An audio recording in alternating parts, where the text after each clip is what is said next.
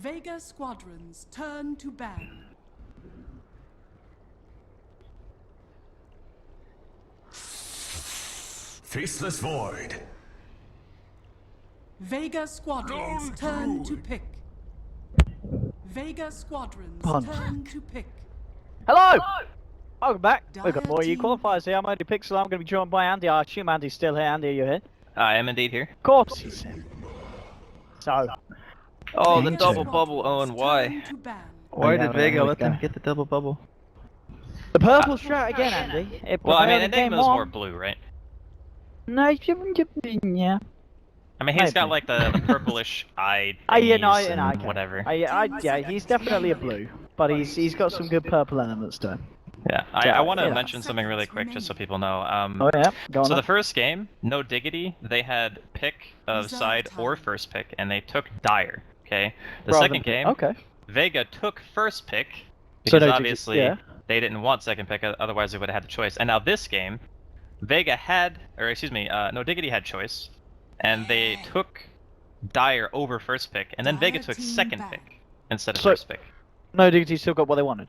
Yeah, pretty much. Which Okay. I thought was weird. interesting because Yeah. I wanted to see how they would actually go throughout the first phase, if they were the ones who actually had second pick. Because last game they themselves opened up with the Faceless 10 Void, right? seconds And then remaining. the response was Enigma +1. So I'm thinking, okay, maybe Vega they just want to have the chance to squadrons take turn away to one of the heroes themselves if they see the opening from no Diggity, but they didn't. They literally just picked something completely different. So hopefully they have a better plan coming around this game. Obviously, Lone Druid was banned in game number 1. But it is still It good was, against yes. Faceless Void in general, so. Yeah, Vega actually 10 found it out seconds themselves again, wouldn't they? remaining. Yeah. Okay, so they take out the Alk this time. I think that was a 5 really big seconds Achilles heel remaining. for them in game 1. Well, we talked about the lack of damage that they had during the mid game, and originally I had Reserve thought time. that the late game might be favoring Vega just because they had Doom and whatnot, but then I remember that Doom doesn't really do anything to Alchemist, so team you're pretty back. much looking for Doom targets that are very difficult to get into, so ended up that no Diggity. With a couple of teamfight advantages that they had gleaned off of an illusion of a Slardar and whatnot was a little bit too much for them. So looking for some comeback potential here out of Vega in game 2. 10 seconds remaining. So interesting ban as well from no Diggity. I mean, we have seen Vega sometimes sneak through that Ricky later on in the draft, but a Ricky ban. Reserve time. I think it's something that people have been doing just to counter Enigma, and they are emphasizing True, Yapsar yeah. pretty heavily. So we saw it at WePlay, right? There was one game where, who was it? Was it EG who did it? I can't actually remember the team who ran the Ricky. But Bounty Hunter was banned, very similar to this game, and the only other hero who has that kind of permanent invisibility is Ricky. And the whole purpose of picking the hero in the early game is usually just to mess with the jungler, if you have one. So no Diggity just wanting Yapsar to have a nicer time. And now with this pick Vega, they get themselves a Slardar. I mean, similar situation to as we saw in the last WePlay finals. They win with Slardar, they lose with Slardar. So Slardar's certainly the hero to be trying to grab. I'll be interested to see what Diggity could do against him. Obviously, already they've got the Enigma, which is fairly nice against the Slardar in terms of trying to make him hard for him to get in the front lines of the fight. But also be interested to see as well what Sim picks if he does want to try and get himself that Bane again, or if he goes for the Venge. He's going to be the Bane. I mean, it's Syndra. He wants to get the classic stuff, the staple things, and of course just something else that's going to be rather nice in terms of controlling these heroes already on the board from Vega. Yeah, it's just a nice all-around laning support that you can be fairly flexible with. This is a really big combination that they do, mainly because since you have that greedy jungler, you need a self-sufficient support who doesn't really need a lot of items, and Bane has great stat gain.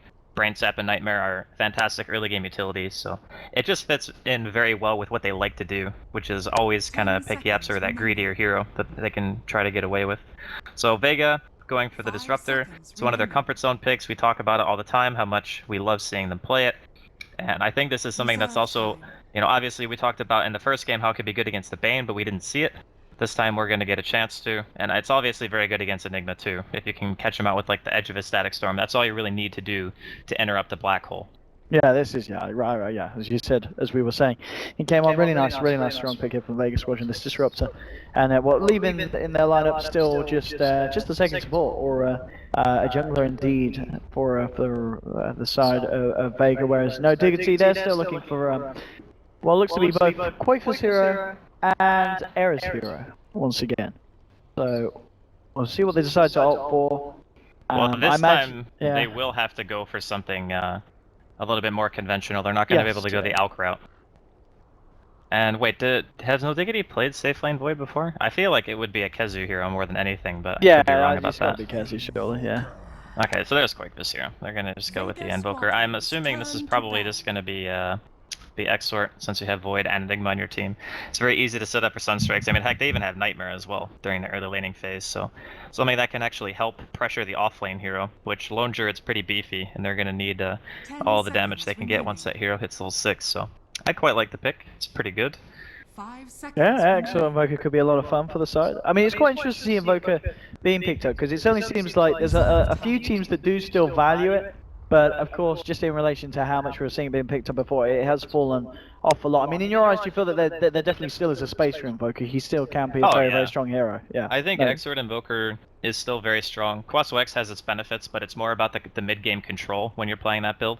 The biggest reason I think as to why the hero's not getting picked up some more is it actually kind of runs into mana problems now, because they took away like what 6 int from the hero. Like they gave him damage, like flat damage to make sure that he didn't just have like 40 or 38 base damage again, whatever it used to be. But because of the fact that he has so much less intelligence during the early game, you can't really use your spells as liberally as you used to. And sometimes you don't think like it's going to make that big of a difference, but a lot of the time we've been watching Invoker players and they're just like constantly out of mana. I've seen it like a handful of times throughout the qualifiers thus far, but still, when you have the synergy for it, a well-placed Meteor and a well-placed Sunstrike can just destroy a hero for sure. And of course, Quoifer's Invoker performance it can be expected to be on point, man. As shown us in the past, how much you can do with a hero, so nothing of lacking there indeed. And Vega, final ban now, looking to target any options that Era might be considering here. Maybe, I mean, who would be good? A Jug? Maybe not so bad, you know, so avoid being glitched back, or do you not like it against the Lone Druid lane and Slardar and such? I think it's... Juggernaut's not bad because it helps you supplement the push, but that's like all he does, right? So the pushing is what you want to go for when you pick Jug, and I guess if you have Exort, Invoker, and Enigma, then that part of it I'm okay with. It's just when you get to later game, like Slardar, he can amp you through spin, you just get right-clicked to death. Lone Druid is super tanky, so your spin is fairly useless against him, and you can still get entangled. I think if they did that, they would pretty much be going all in, like just, alright, let's push as hard as we can, use the double bubble for team fights, and just try to get the map control. So basically the reverse of what game 1 was. Yeah, it's a hard one here, I feel, for no DiG. It's interesting that Vega ban out the Weaver. Yeah, the Weaver is one hero who is extremely mobile that is difficult to kind of deal with, and because of the fact that you're fighting into this mass like AoE that no Diggity have, it's always nice to have one hero who is mobile. It can just be a nuisance, because right now, like for example, nobody on the side of no Diggity can split push at all. Like they have no one who can go off on the other side of the map and be annoying. Whereas Vega, you know, they can do it with the puck, not super fast, but it works. They can do it with a Lone Druid Bear, so they have other avenues of play. Vega, while they do have pretty decent catch, in a team fight, it's a lot harder to kind of lock that hero down. So I kind of get where they're coming from with that one. So it's going to be the PL here for no Diggity. I like that. It's really solid if you can get it to like, you know, 25-30 minutes against this lineup, because then you have your Manta and then you have your Diffusal. So all of a sudden, like, Amplify is not such a big deal anymore. You can get it at puck silences. And I think it has the potential to get really out of hand, similar to what Era's Alchemist did in Game 1. Yeah, absolutely, yeah. It is reliant on them having that good start, but as you said. Vega now, in retaliation to that one, they're going to be picking up this hero, which, yeah, I imagine it is, yeah. It's got to be the second support for the side. Probably solos. I think Shoma will be playing the Disruptor. You know who we haven't actually seen at all is Io. Like, yeah, no one is picking Io, but it's just going to be the Axeman. So this is a very greedy pick again in response to Enigma. Just having a hero who can get something out of the laning phase. It doesn't necessarily have to like directly pressure, because against the Faceless Void and even Phantom Lancer in lane, two heroes who are very hard to just straight up gank. I suppose Invoker is the easiest choice, but he usually is when he's on a team, especially if it's Exort. But we'll have to find out how the laning phase goes here from Vega. The one thing I do like is they have like BKB lockdown this time around on the side of Vega. I mean, sure, Doom was technically a BKB lockdown, but we saw how much of a struggle it was to stop Yapsor in a lot of those engagements. So maybe with the Disruptor and the Axe and the Puck, they can do it this time. I mean, with this Axe as well, I mean, how is this going to play out? Is this just going to start with solo in the jungle, or what is that? I have to how do you imagine run he's this jungling. line? Unless they want to send No, because then they would have Slardar versus Void. In a 1v1, I'm actually fairly certain that's an even lane. Maybe it's slightly favored even for the Slardar, just because he has a base damage or a base armor advantage, and in terms of damage, Void's still higher. I don't know. It'd be super close, but they could potentially like lane cut or whatever, top lane, if they wanted to be really annoying to the PL, but I think that's very risky. I think it's much more likely that Solo's just going to be hitting some jungle creeps. Of course, they're kind of allowed to do that as well, you know, with the fact that Diggity running the Shaps or Enigma again. They know there's going to be a bit of space at the start in the laning stage for them to go greedy. And no, Diggity aren't going to be super able to punish that until we start to see Yapzor leave his lane. I mean, as you said, no potential for kind of the Quasics to come out from the Vega. You think Quasics or it's just the way to go with the kind of lineup that Diggity running around them? Oh, they're both okay. I just feel like during the early game, they don't have much damage. So like Void, he doesn't do damage on his own. He kind of needs somebody else to deal the damage for him inside of the sphere. You have the Bane that's very single target oriented. And then Enigma, who he really only does damage if he has his conversions out and whatnot. It's mostly the disable that you pick him for as well. So it just makes me think that Exort is the best partner with those abilities because there's so much lockdown. You just need somebody to deal some damage during the disables. But whereas Quaswex is like, okay, you hit the Slardar, or maybe even the Axe with a Tornado EMP, they're just out of mana. So they both have their benefits. I just think that Exort might be a touch better for this composition. Oh, well, here we have it, getting ourselves into Game 2 now. Between No Diggity and Vega Squadron. As we saw it in Game 1, a rather slow-paced game for the first 20 or so minutes, but really kind of stepped up the heat once No Diggity managed to find their team fight come online. And we're able to kind of capitalize on a few bad mistakes from the side of Vega Squadron. We'll see if Vega are going to be able to give themselves a little bit cleaner in performance here in Game 2. And I mean, just overall, you know, looking at the drafts, is there someone that you favour here in Game 2? Do you feel anyone's come out on top in terms of the heroes? I think this one's very close. Yeah. Like last game, it became apparent after some point that they really just couldn't deal with the Alchemists because they didn't have any damage. But this time around, it's different because they have Lone Druid and Slardar. So they have like these two physical damage based carries with amplified damage and then even Axe. You know, this hero has made his way back into the game after a couple of buffs to the items that he buys and also just making the spin peer damage. So he translates better into late game. Like early game Helix is about the same, maybe even a little bit weaker than it used to be. But as you move forward, peer damage spins can hurt real bad in the late game stages. So I think it's going to be just down to who plays better, honestly. All right. I was just gonna say, I think No Diggity with the double bubble. They're very experienced with these types of heroes, so they really are. I mean, they've got super comfort picks for them. I mean, obviously the Axe, it's you know not necessarily too complex of a hero, but it's not necessarily something that we've seen solo play every day. You know what I mean? Whereas Diggity, they're gonna feel very comfortable. Yeah. There we have it. Solo just gonna set up the block here, of course, for no one in the mid lane. It's actually gonna give him the momentum lead here at the start as Qualifier got his block on a little bit later. No one to help out the Invoker. Oh, actually Qualifier, very nice block though, even they came into the lane a little later. Down the line actually, keys are pretty much even. But nice play there from Qualifier. But it's going to just see, of course, this matchup in the mid. Last time we had Error on his out against the puck. Qualifier on his Invoker. Should be a little bit more of a challenge here for no one's puck. Yeah, I would assume so. Eventually the Invoker gets to a stage where his damage is so high that you just can't contest him on lane anymore. It becomes very annoying to deal with. But I think that the puck is going to want to be more active anyway, so it's just kind of a difference in playstyle, I think. Mag is just getting punched to death up here, by the way. He just got hit like 8 times by Cinderin. Yeah, last on him as well. He's certainly prepared for it though. 6 tangos and a fairy fire. He's ready for a bit of a beat down. The bottom lane, looking at Kezi, he's matching up against FN, Slardar, and Show with the Slayer's Disruptor.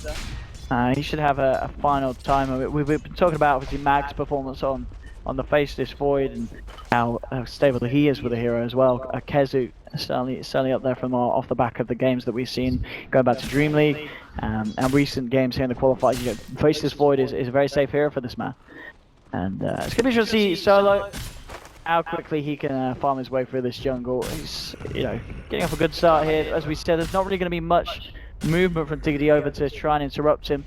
They do have that one central ward down in the block and top lane. Mag, I'm very lucky to have brought a fairy fire into the lane there, as he is really getting touched down upon, and he's already burnt through half of his tango stack down to 4. And You know, CS-wise as well, he's just not finding it. So this Bane PL lane is doing wonders against the lone druid. Yeah, I think Bane is super important towards No Diggity's gameplay. Just again, you need that really tanky support. Kezu, he's got his time walk here. Looks like he'll be fine. But that's why we were talking so much about how the Enigma and the Bane work together. It's not necessarily that they have direct synergy, it's more just because you're going to need that hero who can trade in lane if you're going to be picking a jungler. So that just seems to be their hero of choice. And also, we haven't really touched on it yet, but they did double camp block solo. So instead of having like 2 medium camps to draw from, he has 0.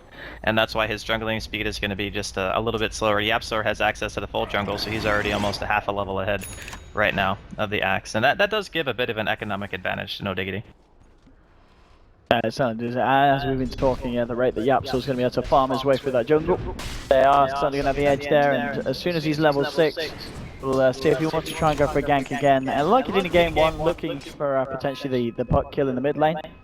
As we see smokes just being collected already by the man, ready for when that timing does come, for him to head into lane and to try and help out his team. But until that time kind of comes around, it looks like it's going to be unlikely that anyone goes down in these lanes. I mean, Kezu should be pretty safe on his Void, and Mag, even though he's getting beaten down upon earlier, he's going to be playing it very, very safely on the lone grid.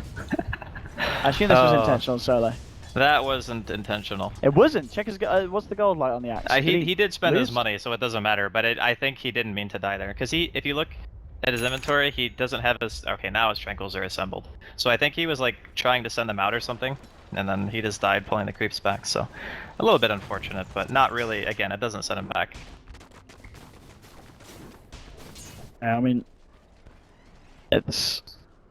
I mean, who is going to start to move first? Is it just all down to Enigma this game? Is that all? It's YapzOr's movement that's going to come first, I think. Like he's so far ahead in terms of jungling speed versus solo. Like he's what, like more than halfway to level 6, and solo is level 3. So because of that, his rotation's going to come out sooner just by virtue of the fact that he has more experience. You know, getting all that EXP means Black Hole comes out sooner, he can gank Mag, he can try to go gank mid like he did in the previous game. I mean, talking about this, look at the CS difference here, 30-10 against 14 for 2. Qualifiers getting trashed. No one is playing amazing today. Like, if you watch the first matchup again when he was playing against Air's Alchemist, that guy was just hitting every single CS and deny. It was actually insane to watch. This is not great here for the Invoker. I guess he can still kind of catch up with the Forge Spirits. The jungle he is going that Quas Exort, as we can see. But the playstyle difference is going to come into play as well. Yeah. We mentioned how obviously the Invoker is going to sit there and throw out Sunstrikes. He wants to hit creeps. We're going to see a smoke here. Indeed, this man, he's there. There's no messing at all. Easy peasy. Going to go the way of Error as well, so he's going to be happy there with that goal pickup. But YapzOr on his Enigma, making things happen for No Diggity, and well, we're expecting nothing less there from the man. Well, yeah, he got 6 first, so he just makes the rotation. It's something very simple, you know. The timing of Enigma hitting level 6 is very fast. Last game he actually had about the same, maybe a little bit more experience, but he didn't make the kill happen until a tiny bit later. This time around he hits 6, just immediately says, alright, we're going to kill the lone druid. And again, because solo had such a hard jungle, double camp block for Axe, that's like the worst situation you can be in. So he's not 6 yet. He's not even halfway to his Blink Dagger, getting closer to the 6-minute mark. And yeah, it's a little bit rough here for Vega. The only thing they can look at and be like, alright, we're doing well, is middle lane. Absolutely, yeah. It's going to be down to no one to make these plays on the puck. As you said, he's going to be maybe looking to have more active game, earlier on. So we'll see how much he's able to do in terms of contributing around the map. FN still finding it good farm on his Slardar, 32 for 12. Certainly on the same level as the PL and solo. A bit of harassment down into Kezu. There's no follow-up. But, actually, wait, Sherman, what level's a glimpse here, Kezu? It's level 2. Yeah, he's going to be glimpsed in it. That was nice. Oh, that was very nice. Yeah, waiting for the Thunderstrike to come up before he time walks up. He may still go down here as no one comes across, he will. But, yeah, just a nice little playstyle from Kezu, just making Vega work for it. Yeah, if that saved him, that would have been a really nice play. But unfortunately, the Fishman is a little bit too fast for him, ends up getting chased down. And looks like the stack is just going to be eaten up here by Vega. What was that, like a 5 stack? That was a lot of creeps. This is a pretty huge influx of gold for the couple of members of Vega. But everything considered, you know, they haven't lost their offlane tier 1 yet. That one gank that they did to Mag, I mean, it's a little bit frustrating. It sets them back a bit, but I think because of the nature of Vega's lineup, it's just going to be Mag kind of going off to different lanes farming while the rest of the team wants to go fight. So like your armlet is going to be done pretty soon on FN, and then if he wants to start fighting with that, he can. If he wants to wait for the blink, they can do that too. But I think that Vega need to start making some moves because this lone druid needs some space. Yes, it really does. Mag needs a chance to kind of catch him. But Mag, of course, on the lone druid, there's no doubt that he's going to be able to do that. We've seen it time and time again, Mag on the lone druid, just providing us with some very, very nice recovery performances off the back of a laning stage where he's not found a lot of CS, but you know, he has only died to once, and who could blame him? There was a smoked up Enigma with a black hole, not a lot that he could do about that. So still, you know, Mag, there's no point writing him off at the moment. He's going to definitely be coming back into this one, and again, 8 minutes in, 1 for 1. It seems the pace of these games are just play it safe. You know, no one going too ham with the you know, really full-on rotations, and it certainly feels that neither team looking to really dominate the early stages and try and shut this down early. They're just comfortable kind of playing the long game, waiting for those key items as we've been talking about, like the blink daggers on certain cores. I mean, I think it's just because of the like what's on the line for these games, you know what I mean? Oh, absolutely. Yeah. It's double a limb bracket. You get like 2 best of 3s, and then you're potentially out if you lose them both. And there's only 1 qualifier spot for each region, so this is crunch time. So it definitely makes sense that both teams are playing it a little bit safer, maybe than what they would normally, not going for as many crazy smokes or silly plays. Because you know Diggity now.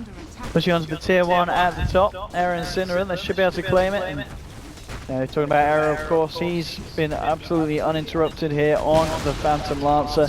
Boots of travel done as well, so we'll see him continue to keep up the farm globally.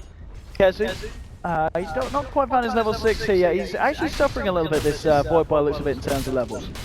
Yeah, it's not surprising though. Disruptor is like one of the best supports pretty much against this hero, because you want to be able to use your time walk in lane to be able to get away and keep yourself safe, but against Glimpse and Thunderstrike it's just too difficult, especially considering the fact that, you know, Shoma's already level 5.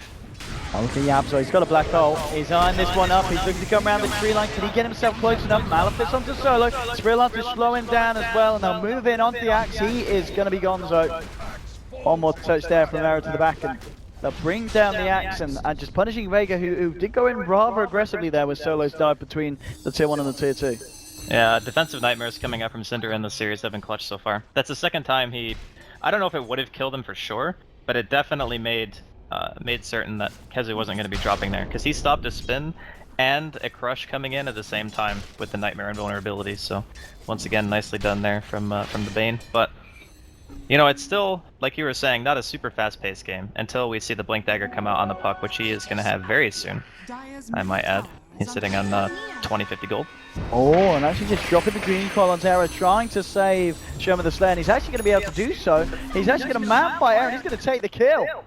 No one there with that DD making the plays happen. That's going to be more than enough indeed to finish off that blink, and I think all eyes on the puck this game to see if no one can pull this through for Vega and make these big plays happen. And with the way he's been playing, I would say he's a fairly reliable candidate, you know? Absolutely. He's been playing awesome. By the way, Sunstrike did end up sniping off the Disruptor, so Qualifier got the kill, even though he didn't end up dropping to the PL himself. But, you know, we were talking about Mag getting that space. He's already up to level 7 now. He's got 1100 gold, he's been left alone. But this is kind of what we expected out of Vega. They need to just make movements around the map so that Mag has an opportunity to recover, because the Radiance timing on that hero is everything. You know, you get a Radiance at like 15 to 17 minutes, you're feeling really good. You get a Radiance at like 25 minutes, and you're like, alright, the other team has a mech, all their heroes are too tanky, Radiance burn doesn't do much. So that it's pretty critical for him that he gets that Radiance up as soon as possible. Yeah, with the mate now done on Yapsol. Smoke ready as well. Black hole is there. See if Yapsol wants to try and join in with the boys and go for a play. It's actually a smoke up from Vega at the same time. No one is Sherman the Slayer. Eyes on bottom. Dream Coil is up. They can get the jump in, the silence down. Here we go. No one blinks you through. They've got the static storm as well here. A lot of hate down on the boys. They will get it. That's okay. Yeah. You can commit so many ultis because you can just push the tower afterwards. That's the whole point. It's like, it doesn't matter if you drop like 3 ults on an offlaner as long as you get an objective out of it. And again, it's going at this pace as well anyway. I mean, the next time a chance for Vega to find a kill comes around, they'll potentially have the ults up. I mean, Yapso and Sin, they're actually smoking up and wrapping around behind the 4 members of Vega. It's going to be interesting to see what they can do with this one. Era's coming in from the tier 2 TP. Yapso, just plan. Yeah, he's going to spot out no one, but no one just orbs himself out of this. And now Sin kind of in an awkward position here. We'll get the ward down, and he's just going to TP himself out. Yeah, they made the best of a bad smoke, so Yeah. they smoke up with the intention of maybe wrapping around on bottom lane, but at the same time Vega go for a play, get the tier 1. All of a sudden they say, okay, well we can't do anything with this smoke anymore, let's at least get some vision up, so our smoke isn't completely useless. The downside is they did get scouted, so Vega might go around with the D ward and try to find whatever vision no Diggity have placed, but... Oh, he didn't go for the... Oh, he does have Blink. He has Blink Veil Yeah, already? he's incredibly rich. What the heck, man? How does he he's the highest net worth in the game! He's nearly got the same amount of CS as the Enigma. Okay, that's disgusting. Dire's top tower That is under actually attack. insane that he has so much. I mean, this Xrd is- Invoker isn't the easiest matchup in the world. Like, yeah, No. maybe Puck is like a tiny bit favored, But I but mean, no one made it look like that. yeah. This guy is an absolute beast. Radiant's bottom tower is under attack. But we are going to see a bit of a trade here, potentially. Unless Vega decide they want to try to defend this, which... Yeah, they very well could. They have Blink on solo, too. Yeah, they're just going to make a rotation down. They're They going to might- get scouted by these wards, though. Well, they're Oh, never mind, they're smoked up at the smoked, moment. yeah, they're Yeah. smoked. So this could be no Diggity getting false sense of security, but oh, that's nice. The scan, The yeah. scan indeed. So they know a full-on smoke's coming. They really do. Top scan there from the boys on no Diggity, and they're out. Really nicely done. They could have certainly been caught off guard if that scan wasn't put into place. It actually has so much more use in these types of games where it's like super close, right? Yes. Because there's so much more space for both teams to move around the scan. Like, if it's well placed, it can just avert disaster, basically.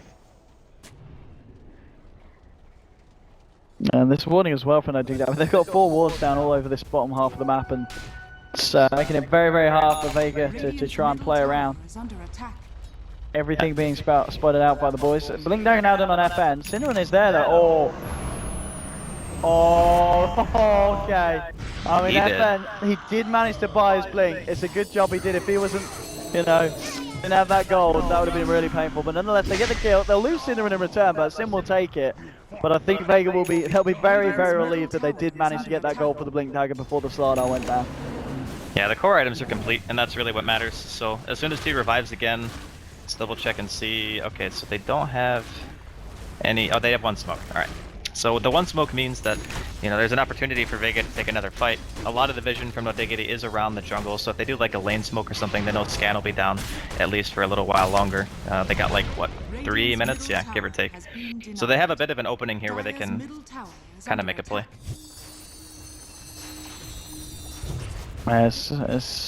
Again, it's 15 minutes in, and both teams, this kind of compared to this position last game.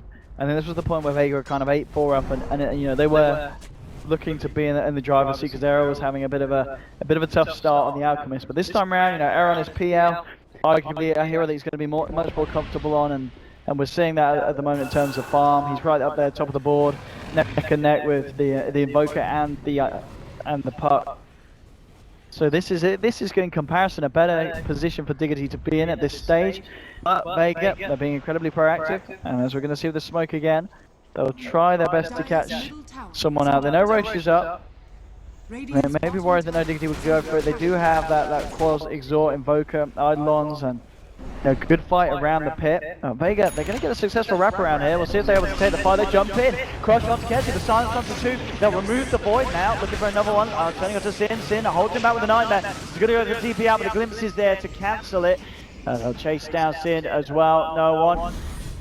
Gonna go in. He is. Veils drop down. Jumps in. There's the crush on that fan. They'll clean themselves up a second. And Vega finding themselves a very, very nice smoke. Yeah, that was the one timing that they had, because that was their last smoke for quite a while, and they also knew that scan was down, so just making use of the fact that they have so many blinks at their disposal, initiation potential is off the charts. Yeah, so we're gonna get scouted here by the Bear Man, and Mag is already back up to 2200 gold after finishing up the Midas, so we were talking about the Radiance timing and how important it can be. He's well on track to hitting it at around like 20-22 minutes, somewhere around there. Yeah, If they take this some- is scary. was gonna say, if they take some towers, it could be faster, but we'll see. Oh no! Oh, my. God. Yeah, these wars paying dividends for Sunday. Oh, he actually pays with his life. Radiant's bottom Yeah. Maybe a little bit too focused on trying to get that disruptor. Yeah. Alright, I mean, certainly, you know, from a sweep plan to, was it worth it now? Vega, Nah, Vega, definitely do not. you get the invoke, and that's a big kill for Vega. Dire's middle tower But is that's one under of those attack. moves where, you know, farming in that location, if you look at the way that No Diggity's wards are placed, it's basically the most unsafe spot for him to be, which sounds ironic because it's his own jungle. But in reality, if you can't see anything, the enemy team has like 3 blink daggers and a glimpse disruptor. Not having vision around you is the #1 killer. Kessie jumping in, drops the chrono, look at the mag. They really want to try and kill this man. He's a little bit beefy, and I think Era realizes he's like, well, I can't really help you out with that one, son. And now with the core drop onto Kezu, he'll just time walk himself out. But, as we can see there, just, you know, Kezu maybe get a little bit trigger happy there with the chrono and just underestimating the damage output. Overestimating the damage output, in fact, that him and Era could have done, is they just don't follow through.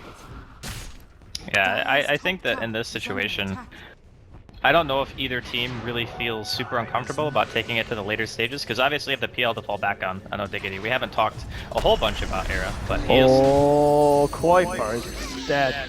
mega So dead. dead. I mean, yeah. Puck. Look how much money this man's got. It's 18 minutes in, 2.9k. I on don't top of- understand. I don't understand how he has 1,000 more net worth than the PL. This man is so good at puck. Yeah. It's absolutely ridiculous from that one. It's like one thing to have a really nice team fight, you know, and you land a really good coil, a couple of nice silences and whatnot, you know, you have your team fight impact that way. To be 1,000 net worth above anybody pretty much at this stage in the game as a puck is insane. I think a lot of it actually has to do with the Veil build though, because normally like puck doesn't insta-kill creep waves, but with the Veil you can, and the Veil cooldown's only about 20 seconds, so basically you have it up every single creep wave. It does take a little bit of a mana investment though. That could be a big reason as to why his farm is accelerated so much in these games, because I think he does this build like almost every game he plays puck. Yeah, this is very scary for No Diggity if no one can continue to get these jumps in. As we've seen each and every time, the smokes have been on point from Vega, and they have managed to find themselves those key kills. Yapzor, he's just sticking back in the jungle. We haven't really seen much action yet from him. It's kind of tapered off. You know, he's just started to focus on getting that PKB, and the dunk was done. Yeah. PL. I mean, it's another kill that this puck's been involved in. He's 100% kill contribution for his team. Yeah. He's 7-0-2. They only have 9 kills, so yeah, he's been at literally all of them. Oh boy. I mean, this is getting a little bit scary for No Diggity because again, they're playing against Slardar. And if one bad team fight happens, you have no tier 1 mid, no tier 1 bottom. That means they can take Roshan with relative ease. The one thing that No Diggity has been very good about though this game is just maintaining some kind of aggressive vision. So we just saw the wards there a second ago. And that's just going to make sure that if they see an opportunity for a pick, they can try to get their own map control back, because right now they are super scared. Like no PL alive. They have their teamfight ultimates available and everything, which is fine, but Kezu doesn't have his blink yet. It's 20 minutes in. This has got to be like the poorest void offlane I've seen, like the entire qualifier. He really is struggling, Kezu. And well, it's up to the top. Cinderin, Okie caught out by the call. The bear moves in for the munchies, and they'll get another one solo with the dunk. And it's just kill after kill here for Vega. I mean, No Diggity, they really need something spectacular. They need these big black holes, these big chronospheres. And as you said, they do have this double bubble. But there's always the potential there, but at this moment, it certainly feels like Vega, they're really starting to play around No Diggity, especially No One. Do still have really good farm on PL and Invoker, but it's certainly 21 minutes in. The position that No Diggity were in game 1 was a lot better than as we compare here to game 2 at 21 minutes. And Vega are just looking very strong in terms of performance. Yeah, they kind of turned it on, I think, after game 1. Got a little bit caught off guard with some cheeky plays with illusions and whatnot, but you know, you gotta kind of just put that behind you, move on to the next game. Seems like Vega have done a really good job of that. But we can't discount the Yepzor Enigma. I have like dismissed that hero in the past when he's playing it, and he has like proven me wrong every single time. And as long as they have, you know, Quakefa there when the team fight happens, then they still have a huge chunk of damage coming in, because that's max Exort Invoker, you know. He's gonna throw a meatball and a Sunstrike out, and somebody's just gonna splat. That's how that hero works. And this could be the fight that no Diggity need. They're smoked up, they've just scanned in the jungle, they know that there's action going on there. It's all about getting this junk. They need the big blink chronosphere to start it off. They really do. And Vega, they're going to play it safe. Oh, now they've scanned and they know. Really nice scan usage from both sides. So Vega, they're going to be hot on their toes here. They know that Dig's around. Oh, they want to fight it. They even TP in the Lone Druid. Vega aren't scared of this at all. Let's see how they lead in. And in comes the bear. Flies onto the Enigma, but error. Slowly pushing down this tier 1.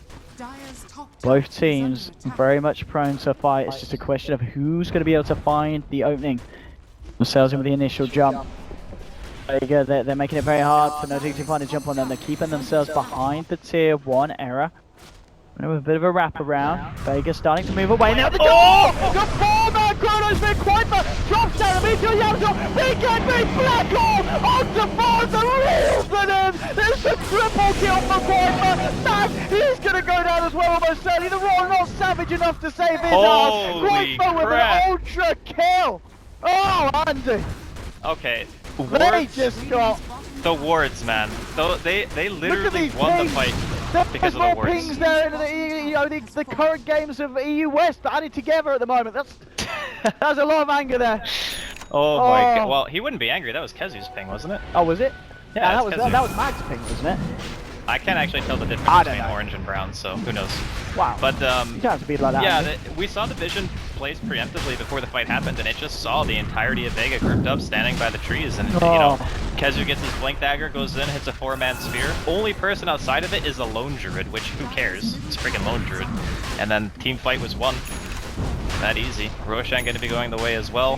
They get a blink dagger off that. Oh man, that was so devastating That for was Vega. absolutely something. That really was.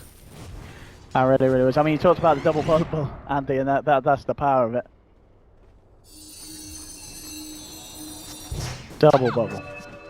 I mean, truthfully, in those types Oh, of boy. situations, like hitting the sphere is obviously really cool to see, but it was the vision that was the real MVP. If they didn't see them coming around like that, then there would have been no way that they get an initiation that good. I mean, Vega must be pretty shook up after that. They've got to kind of keep their cool.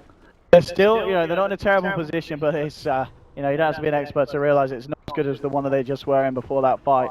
As Yeah. we can see with the kind of this big sweep around. You know, it is 6k, but it's 6k in a game that's been very, very stable. You know, we're not seeing a lot of fluctuation. Suddenly, bam, like that. That's going to hit them hard. Oh boy. Vega. I mean, they still got a chance. It's Oh, they absolutely do. I mean, this is, you know, it's not over, but yeah, this is. Now that's what no Diggity needed. But they were starting to slow down, and they were starting to lose their footing a bit against Vega. I mean, definitely leveled the playground at least, but if anything, it has certainly put no Diggity ahead. yeah. The PL is going to become more and more of a concern now as well, because he's Oh, making yeah. his way towards Manta now. And they might see Solo over here. Do they have a ward? Yep, Cinder and Dire's Scout 1. bottom tower It's actually, it's going to see the Ancients, so they can know that he's there, but I don't think they want to go for it.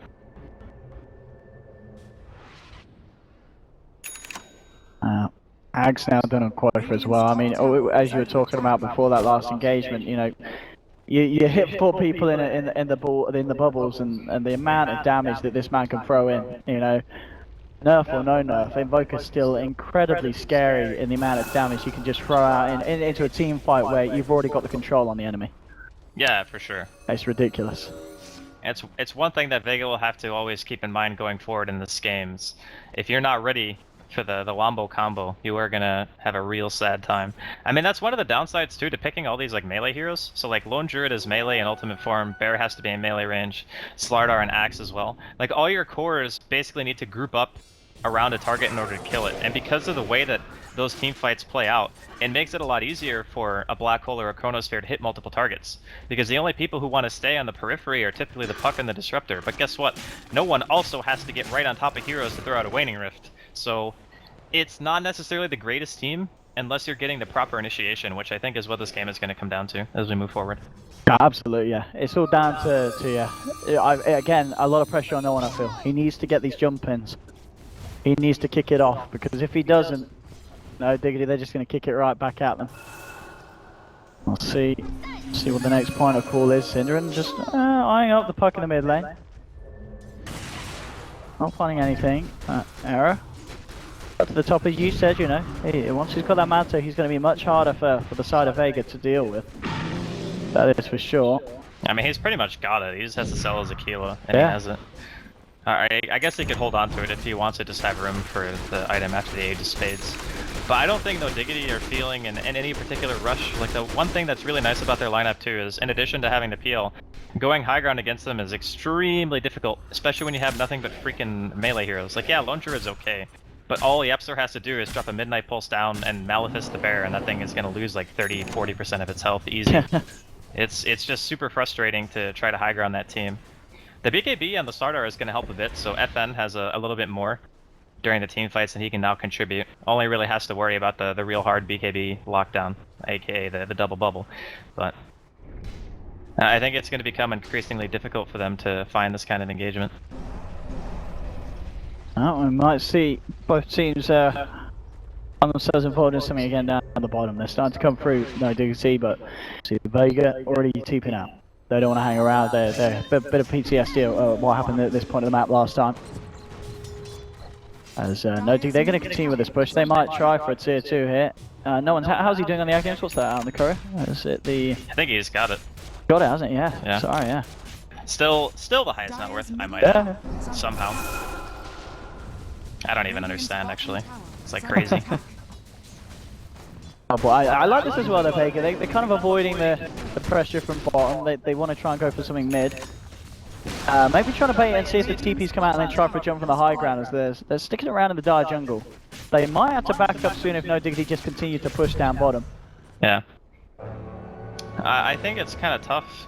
You're going to probably have to go back eventually if you're Vega, because I don't think you push as fast as no Diggity. I mean, you got a Lone Druid, I guess, but I mean, you got an Exort Invoker and an Enigma to worry about as well. So yeah, I think they're going to be forced back. They're not even in a good position right now. Well, Diggity still hanging. Still ready to keep this pressure on. Kezu, yeah, up top at the moment. So they're going to be doing this out of void. Yeah, no Diggity now. They just back up. They don't want to stick about. They're going to back themselves off. Shadow Blade on the axe. Now that's something that we don't see every day, Andy. It's really nice though, because it just allows you to get a more reliable initiation. It's Shioma. They're trying to go for this one. There was an Enigma out there. He got glimpsed back. Jumping from that bend. They'll look for Kezu. They'll find it. I don't know if there's anything more. Arrow still looking to fight here. He's got the Diffusal Blade. Drops a charge onto FN. FN. Are they taking over the arm? Oh, no one! He tries to coil there. He's not going to get it. He'll get the silence off. Flint's back is there, but the crush misses. Vega just missing their spells here, and Arrow's going to be able to walk this one off. So like, give this rotation, the Shadow Blade, the blinking. Oh, he's got it. Oh, the speed jump from the Cinder, and he tries to slow down. Oh, the tornado is the meteor. Vega taking a fair bit, but FN with the BKB is going to be fine. Solo actually with the blade mail there, blade mailing the meteor damage onto Qualifier, nearly killing him. It was a good job he had that Yules. Otherwise, I think Qualifier could have died there. Oh, the Sunstrike. Oh, it's a close one. He's only going to be given a solo quick tan there on the axes. He does still escape. But well, Diggity getting hit pretty hard there, losing the PL. Even though it was a little bit of a mess from Vega. There was some Benny Hill moments going on there. There certainly was. They could have found more if they were a little bit more on top. Yeah, it's just good that they actually killed the hero and didn't let it get away. Because if, for whatever reason, Era manages to get away from that engagement without being dead, that would have been really bad for Vega. But Shadowblade, we didn't talk about it much because there was a team fight, but it's one of those things where you buy it on a hero that really wants immaculate positioning, and a lot of the time, no Diggity are taking these team fights around vision. So, like, they place wards preemptively before they fight, which I think is something that a lot of these teams don't actually do that much. Like, they'll put a ward down because they want to see like a movement on the map, but they won't put a ward down exactly where they're going to take a fight. And that was why we saw that like insane Chronosphere in the bottom lane, just because they're so well set up for their engagements. So the Shadow Blade will help Vega like bypass that vision. Probably could have just said that instead of going off on a tangent for like 5 minutes about wards. That's why we have you, Andy. But no, seriously. Why? Because I go off on tangents for no reason? Yeah. Alright. We love I just fill space, man. No problem. We love tangents. But 12-10, 31 minutes in. Mag's still finding his farm. As you said, the vision game is very strong for Diggity. Vega, they've got to work out a way to play around it and you know, with the Shadow Blade, as you're talking about, already something that's going to help them around. Well, let's see what they can find. As we saw there from Vega, you know, the last play, the last movement was a favourable one for themselves, killing Error. A lot of weight on no one's puck. You know, he is the man holding the gold at the moment for the side, and he's going to start to build on that side for Vice, picking up the ultimate orb. And once that, they do have the kill potential. You know, Mag continues to get bigger and bigger on this lone druid. It is very scary. You know, you hit, you know, multi-man dream coils, berserkers, calls, static storm, kinetic field. The control is there, but I guess as just the game transpires into a later stage, Error's PL, it's just going to look infinitely scarier and scarier. Yeah, that is definitely something important to keep in mind too, is like the PL doesn't really have a direct counter on the enemy team, because amplified damage is only so good when you can doppelganger it off, you can purge it off, you can manta style it off. Like Sardar is really only a counter to the PL in the early stages of the game. And then obviously Entangle is the same. You can pretty much get rid of it with a multitude of things that the PL just naturally progresses into. So in reality, Vega have to just find that perfect initiation. Like top lane, how Era died, it was super sloppy, but we saw how much commitment Vega had to throw into him to actually get him down. And that's just one hero. So that, I don't know, I'm kind of feeling like no Diggity, they had the advantage just in the sense that their heroes are easier to execute in the fights. Wow. Diggity. Just, you know, at this point, again, it's this kind of this static period that we kind of came into in game one. Neither team really feeling too hot in terms of trying to jump in for a play, waiting for each other to start to kick something off. Eyes on Roshan, of course. It's a longer respawn. We'll be up in just over a minute. Both teams are going to put that in very high contention. That could potentially be the point where we see the next big fight kick off when Roshan is back up. As we can see, already preparing though. Yep, so picking up a smoke. Are they going to use it now? It's on the courier. They're bringing in the Void, and looks like it's going to be the play. Qualifier leading him with the Invis solo.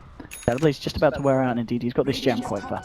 So he's got eyes on solo. Does he want to try and jump to the Australia? Yes, he does. He wants to try and take the axe out of the fight. Meteor drop down with the combo. He's got a blade mail, returning a fair bit of damage to solo. He's still going to go. Green coil, fail on Qualifier, but now with the chrono onto two. Yeah, so he's stuck in the chrono though. He is already using the BKB. He's going to look for Black Orb. Oh no, he's whipped it in, but it's alright by the looks of it for the time being, because they've already found two off the side of Vega. FN now being held back by the Nightmare. A bit of a mess in the SDQs in terms of no Diggity, but we'll see if they can just kind of rectify it by getting themselves out, and they can.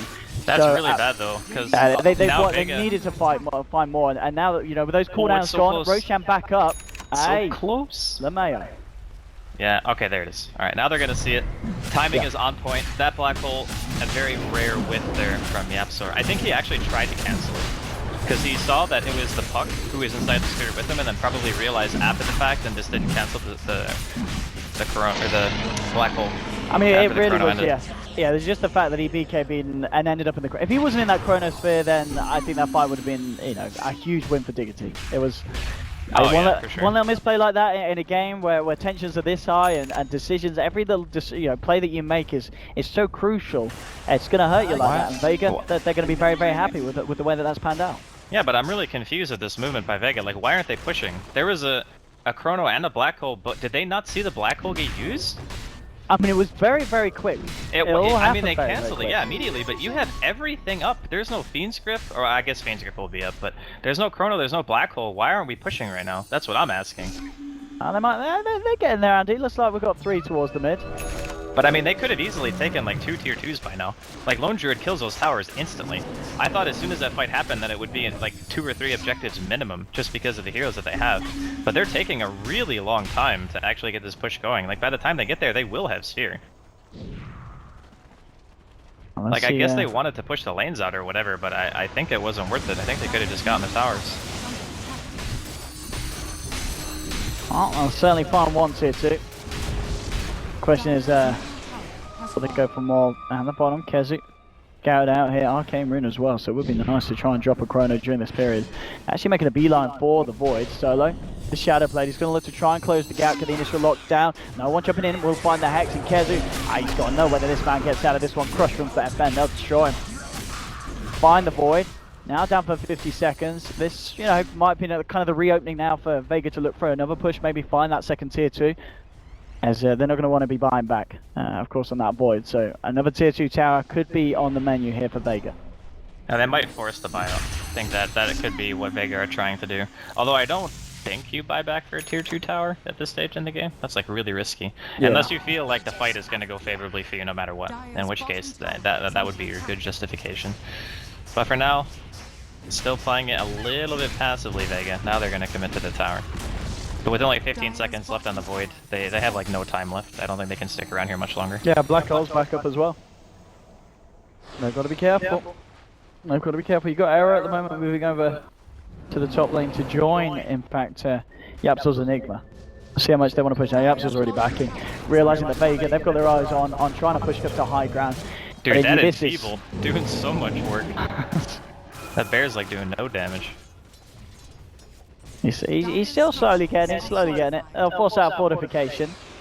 I mean, when Vega, they have to take fights outside the base, surely, because they cannot afford to try and push up at high ground against a Black Hole and a Chronosphere. I mean, how do they work around that? Yeah, I think you kind of hit the nail on the head. You have to take a fight on the map. Yeah. So there has to be another objective that no Diggity are going to try to fight for, which is probably just Roshan, in all honesty. Like, that's your best bet to draw them out and make it so they don't want to try to fight anywhere else other than on their own high ground. But that's even going to be difficult in and of itself, because, you know, no Diggity, they have a good chance of still winning a fight out on the map. Oh, grip onto the bear, but FN coming in with the crush on Kezu.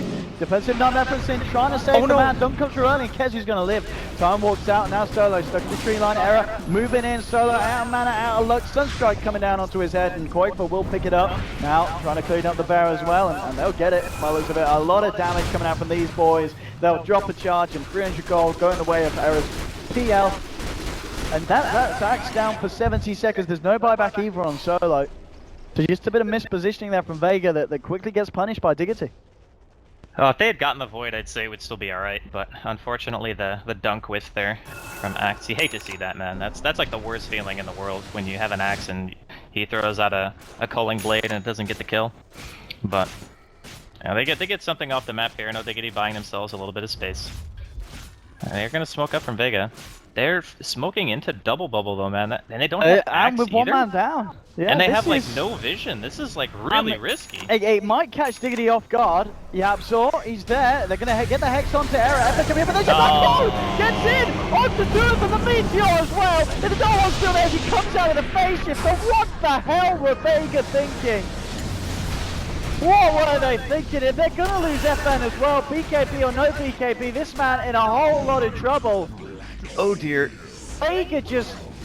the pressure must be getting to them because they seem to just be making decisions that are a little bit less than ideal. That one was... I mean, maybe they were just worried that they... No, that doesn't even make sense. Like, clearly the Axe is going to be alive in time. I don't know why they felt the need to just make that kind of play. Like, sure, you're a little bit behind, but defending your high ground is still the best opportunity you have of taking advantage of a situation. They smoked into an area where they literally saw nothing, and clearly that was showcased by the fact that Yapzor just black holed them so easily. I don't know, maybe they felt they were more behind than they actually were. That was incredibly YOLO, and as we were saying, it's just hitting them so hard. No Diggity now just give the pressure and glimpse. Hey, welcome back, Yapzor. Goodbye, he says. He walks off. He just gets to say see you later 2 times. It's a rich Enigma now as well, 3.6k in his bank. Yeah, he's got the money. Some acronyms action, let's go. Yeah, acronyms is actually pretty solid in these games. We're playing against really tanky heroes. Yeah. You get the Midnight Pulses stack if you have time to cast the first one, and then you cast the second one, or cast the Black Hole after. It's pretty legit. But I don't know, man. Vega just don't feel like themselves today. I mean, no one's still playing amazing, but it's a puck. Like, there's only so much you can do on that hero. In team fights, he's actually been positioned fairly well. I think there was only one time where he got caught out, like really out of position due to a misplay, but other than that, you know, he's still maintaining pretty close to highest net worth. He's like 6 slotted at 41 minutes on a puck, which is like ridiculous. But the hero has limits. Yeah, we've seen this before with Vega. No one's just had a great game, but they've still struggled in terms of just kind of playing around it and coming out on top. I mean, it's still, you know, it is a very close one. But you've got to really make sure that you don't make those mistakes again if you're Vega. It really, really hurts you. I mean, they're going back in, but they have 20 seconds. Like, they're just going for these, like, YOLO smokes. Like you said, it can potentially catch your opponent off guard, but if you're playing the way that No Diggity are, they usually have, you know, 2 to 3 heroes with one another. They're not alone. Well, they have scans here. They know Synderen's out, and Sind, or going for the TP in the middle of the trees. He's done it. Sin's out. Qualifier as well is going to be alright. I mean, they're getting the map control back by, like, forcing TPs and whatnot, so that's good. It seems like a small thing, but just getting the enemy off your side of the map for a little while allows you to push out the lanes, get a little bit of breathing room, maybe reset, look for a Roshan engagement when that happens, because I'm pretty sure that's going to be the next point of contention. After having used that smoke and not getting anything from it, Vega don't really have a choice. Like, they can't make another aggressive move until Roshan's alive, I think. I mean, what does the Axe go for next? He's walking around on a VIP boost to a Shadow Blade and 2.5k gold. I guess he would just build it into Heart. Yeah. I don't think Crimson is super good at this stage in the game. But it's also kind of tough, because against heroes like Phantom Lancer, or anything that has mana burn, so like Anti-Mage, Phantom Lancer, anything that makes Diffusal, you have this problem where just getting straight up tankiness isn't necessarily a good thing, because you'll eventually just be out of mana. And when you're out of mana, you don't have any utility in the fight left. Like, you can't throw out Call, you can't use ulti or anything. So going straight tank is kind of a problem. But at the same time, you need to be tanky to absorb damage when you throw out Call. I don't know, it's a weird matchup. Like, it's the same reason why Wraith King, you want to build damage on him against Phantom Lancer. You don't want to build stuff like AC, because you just live too long, and then your entire mana bar gets burned and you just die. So, it's not necessarily the greatest spot for Vega to be in right now. I mean, it's going to be interesting to see how this next kind of engagement goes down as well, because it's a quick respawn time in Roshan. He's now back up. Yeah. All they ults will available. need to fight this. They will absolutely need to fight this. We'll see if they do realise Butterfly now done an error as well. As of course, no likelihood of any true strike coming out for the side of Vega on their lineup. So this is going to be pretty big for the man, having that on top of the Heart. Error, he is pretty much bordering on. It feels like unkillable at this point. Pretty close. I'd say the only way he dies is if he gets jumped and he's alone. That's probably the best chance they have of killing him.